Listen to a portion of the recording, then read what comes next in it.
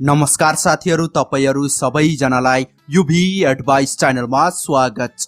सबैभन्दा पहिला तपाईले मलाई यहाँ एउटा कुरा भन्नुस् कि तपाईले पनि आफ्नो मोबाइलमा ई-सेवा अथवा कुनै पनि बैंकको मोबाइल बैंकिङ चलाउनुहुन्छ? यदि हो भने अब चाहिँ तपाई एकदमै सावधान रहनु होला, नत्र भने यो 2021 मा आज राति कसैले तपाईको ई-सेवा अथवा मोबाइल बैंकिङलाई ह्याक गरेर तपाईको बैंक एकाउन्टलाई खाली गर्न सक्छ अथवा तपाईको बैंकमा रहेको सबै पैसालाई चोरी गर्न सक्छ र तपाईलाई यसको बारेमा कुनै अत्तो पत्तो नै हुँदैन, जसकारणले गर्दा भोलि बिहान तपाईको जीवन बर्बाद हुन सक्छ। यो मेरो ग्यारेन्टी रहेको छ। त्यसै कारणले गर्दा आजको यो भिडियोलाई चाहिँ जसले आफ्नो मोबाइलमा ई-सेवा अथवा मोबाइल बैंकिङ प्रयोग गर्नुहुन्छ उहाँहरु सम्पूर्णले एकदमै ध्यान दिएर अन्तिमसम्म हेर्नु होला, किनकि साथीहरु आजको यो भिडियोमा मैले तपाईहरुलाई बताउने छु तपाईले अहिले चलाउँदै गरेको तपाईको मोबाइल फोन भित्र लुकेर बसेको दुईवटा यस्तो सोच्नै नसक्ने खालको खतरनाक गोप्य सेटिङको बारेमा। यदि तपाईले भर्खरै आफ्नो मोबाइलमा चाहिँ ती दुईवटा खतरनाक गोप्य सेटिङलाई मैले भने अनुसार मिलाउनु भएन भने त्यो अवस्थामा चाहिँ तपाईले आफ्नो मोबाइल फोन चलाउँदाखेरि थाहै नभइकन गरेको सानो गल्तीको कारणले गर्दा पनि भोलि बिहान कसैले तपाईको अनुमति बिना तपाईको ई-सेवा एकाउन्टलाई अथवा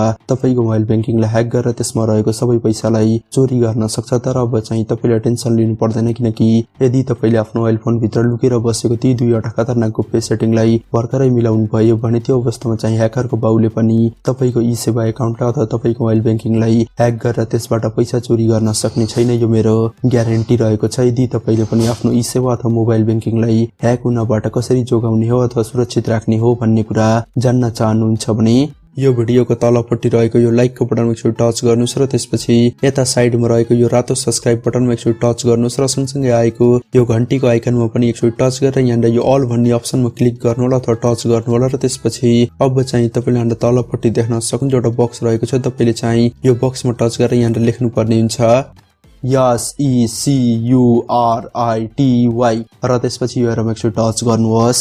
ल त सुरु गरौँ। साथीहरु आफ्नो मोबाइल फोन भित्र लुकेर बसेको कुन चाहिँ दुईवटा खतरनाक गोप्य सेटिङलाई मिलाएर आफ्नो ई-सेवा अथवा मोबाइल बैंकिङलाई ह्याक हुनबाट अथवा पैसा चोरी हुनबाट कसरी सुरक्षित राख्ने हो भन्ने कुरा जान्नको लागि आजको यो भिडियोलाई एक सेकेन्ड पनि स्किप नगरिकन अन्तिमसम्म हेर्नु होला, किनकि दोस्रो नम्बरको खतरनाक गोप्य सेटिङलाई यदि तपाईले भर्खरै अन गर्नु भएन भने त्यो अवस्थामा चाहिँ कुनै पनि बेला तपाईको मोबाइल बैंकिङ अथवा ई-सेवा एकाउन्टलाई ह्याक गर्न सक्छन् कुनै पनि व्यक्तिले। त्यसै कारणले गर्दा आजको यो भिडियोलाई एकदमै ध्यान दिएर अन्तिमसम्म हेर्नु होला। र त्यसपछि अब रहेको छ पहिलो खतरनाक गोप्य सेटिङ, जसलाई चाहिँ तपाईले भर्खरै आफ्नो मोबाइलमा चेक गरेर बन्द गर्नुपर्ने हुन्छ। त्यसको लागि चाहिँ तपाईले यहाँ के गर्नुस् भन्दाखेरि तपाईले आफ्नो मोबाइलमा रहेको यो सेटिङलाई यहाँ एकचोटि टच गरेर ओपन गर्नुस् र त्यसपछि अब चाहिँ तपाईले यहाँ माथिपट्टि देख्न सक्नुहुन्छ एउटा सर्च बक्स रहेको छ। तपाईले चाहिँ यहाँ एकचोटि टच गरेर यहाँ के गर्नुस् भन्दाखेरि तपाईले यहाँ रिड एसएमएस लेखेर सर्च गर्नु होला। म चाहिँ यहाँ रिड एसएमएस लेखेर सर्च गर्छु र त्यसपछि अब चाहिँ तपाईले यहाँ देख्न सक्नुहुन्छ रिड एसएमएस देखाइरहेको छ। तपाईले चाहिँ यहाँ एकचोटि टच गर्नुभयो भने त्यो अवस्थामा चाहिँ तपाईले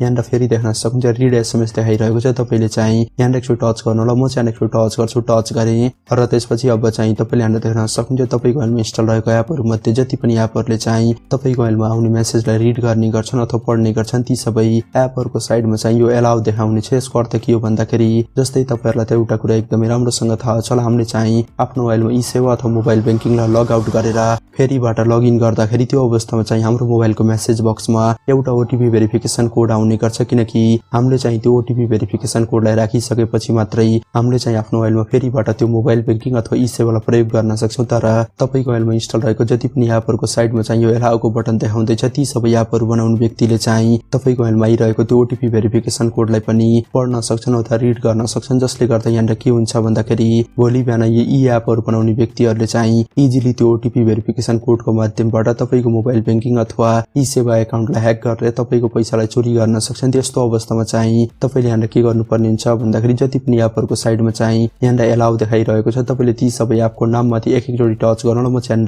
यो एपको नाममाथि टच गर्छु र त्यसपछि अब चाहिँ तपाईले यहाँ देख्न सक्नुहुन्छ प्रोहिबिट भनेर लेखेको छ अथवा तपाईले यहाँ डिनाइ पनि देख्न सक्नुहुन्छ। तपाईले यहाँ यी सबै एपहरुको यो परमिसनलाई यहाँ डिनाइ गर्नु होला अथवा बन्द गर्नु होला। म चाहिँ यी सबै परमिसनलाई बन्द गर्छु र यति गरिसकेपछि अब चाहिँ यहाँ के हुन्छ भन्दाखेरि यी एपहरु बनाउने व्यक्तिले चाहिँ तपाईको मोबाइलको मेसेज बक्समा आउने कुनै पनि मेसेजलाई रिड गर्न सक्ने छैनन्, जस कारणले गर्दा अब चाहिँ तपाईको यहाँनिर मोबाइल ब्याङ्किङ अथवा ई सेवा एकाउन्ट पहिला भन्दा यहाँनिर धेरै हदसम्म सुरक्षित भइसकेको छ। र त्यसपछि अब रहेको छ दोस्रो खतरनाक गोप्य सेटिङ, जसलाई चाहिँ तपाईले भर्खरै मिलाउनु पर्ने हुन्छ अथवा अन गर्नु पर्ने हुन्छ। त्यसको लागि चाहिँ तपाईले यहाँनिर के गर्नुहुन्छ भन्दाखेरि तपाईले यहाँनिर 4 चोटी ब्याक गर्नु, म चाहिँ यहाँनिर 4 चोटी ब्याक गर्छु, 1 2 3 4। र त्यसपछि अब चाहिँ तपाईले यहाँनिर तलपट्टि देख्न सक्नुहुन्छ सिक्युरिटी भनेर चाहिँ तपाईले चाहिँ यहाँनिर एकचोटि टच गर्नु भयो भने त्यो अवस्थामा चाहिँ तपाईले यहाँनिर देख्न सक्नुहुन्छ के लेखेको छ भन्दाखेरि पेमेन्ट प्रोटेक्सन भनेर चाहिँ तपाईले यहाँनिर एकचोटि टच गर्नुपर्ने हुन्छ। म चाहिँ एकचोटि टच गर्छु, टच गरे। र त्यसपछि अब चाहिँ तपाईले यहाँनिर देख्न सक्नुहुन्छ तपाईले चाहिँ आफ्नो मोबाइलमा जति पनि अनलाइन पेमेन्टको एपहरु युज गर्नुहुन्छ ती सबै एपहरु यहाँनिर देखाउनेछ। जस्तै तपाईले यहाँनिर देख्न सक्नुहुन्छ मैले चाहिँ मेरो मोबाइलमा फोन पे, एनआईसीएस लगायत ई सेवा एकाउन्टलाई यहाँनिर युज गर्ने गर्छु, त्यसै कारणले गर्दा यहाँनिर यी सबै एपहरुको नाम देखाइरहेको छ। र यस्तो अवस्थामा अब चाहिँ तपाईले यहाँनिर के गर्नुपर्ने हुन्छ भन्दाखेरि तपाईले यी सबै एपको साइडमा रहेको यो बटनमा एक चोटी टच गरेर यहाँनिर यी सबै बटनलाई अन गर्नु होला। म चाहिँ यी सबै बटनलाई यहाँनिर अन गर्छु। र यति गरिसकेपछि अब चाहिँ यहाँनिर के हुन्छ भन्दाखेरि तपाईले यो एपको यहाँनिर माध्यमबाट तपाईले यी सबै एपहरुलाई प्रयोग गरेर पेमेन्ट गर्दाखेरि त्यो अवस्थामा अब चाहिँ तपाईको मोबाइलमा रहेको यो सेटिङले चाहिँ तपाईको मोबाइलमा चाहिँ ई सेवा लगायत अरु मोबाइल ब्याङ्किङलाई यहाँनिर 100% सेक्युर गर्नेछ, जसले गर्दा अब चाहिँ कुनै पनि व्यक्तिले तपाईको मोबाइल ब्याङ्किङलाई अथवा ई सेवा एकाउन्टलाई यहाँनिर ह्याक गर्न सक्ने छैनन्। जस्तै तपाईले यहाँनिर माथिपट्टि देख्न सक्नुहुन्छ नो हार्मफुल फाउन्ड अथवा मेरो मोबाइल फोन यहाँनिर फुल्ली सेक्युर रहेको छ भन्ने यहाँनिर एउटा मेसेज देखाइरहेको छ। यदि तपाईको मोबाइलमा चाहिँ यहाँनिर माथिपट्टि कुनै पनि इस्यु देखाइरहेको छ भने त्यो अवस्थामा चाहिँ तपाईले यहाँनिर टच गरेर त्यो इस्युलाई सल्भ गर्नु होला, जसले गर्दा तपाईको ई सेवा अथवा मोबाइल ब्याङ्किङ चाहिँ यहाँनिर ह्याक हुने सम्भावना एकदमै धेरै हदसम्म कम हुनेछ। साथै यो रहेको थियो तपाईको मोबाइल फोन भित्र लुकेर बसेको दुईवटा खतरनाक गोप्य सेटिङ, जसलाई चाहिँ हामीले भर्खरै मिलाइसकेका छौं। अब चाहिँ तपाईको मोबाइल ब्याङ्किङ अथवा ई सेवा एकाउन्ट यहाँनिर पहिला भन्दा धेरै नै हदसम्म यहाँनिर सेफ र सेक्युर भइसकेको छ। यदि साथै तपाईहरुलाई आजको यो भिडियो राम्रो लागेको छ भने आजको यो भिडियोलाई लाइक गर्नुस्। हस्त साथीहरु फेरि अर्को भेटौँला।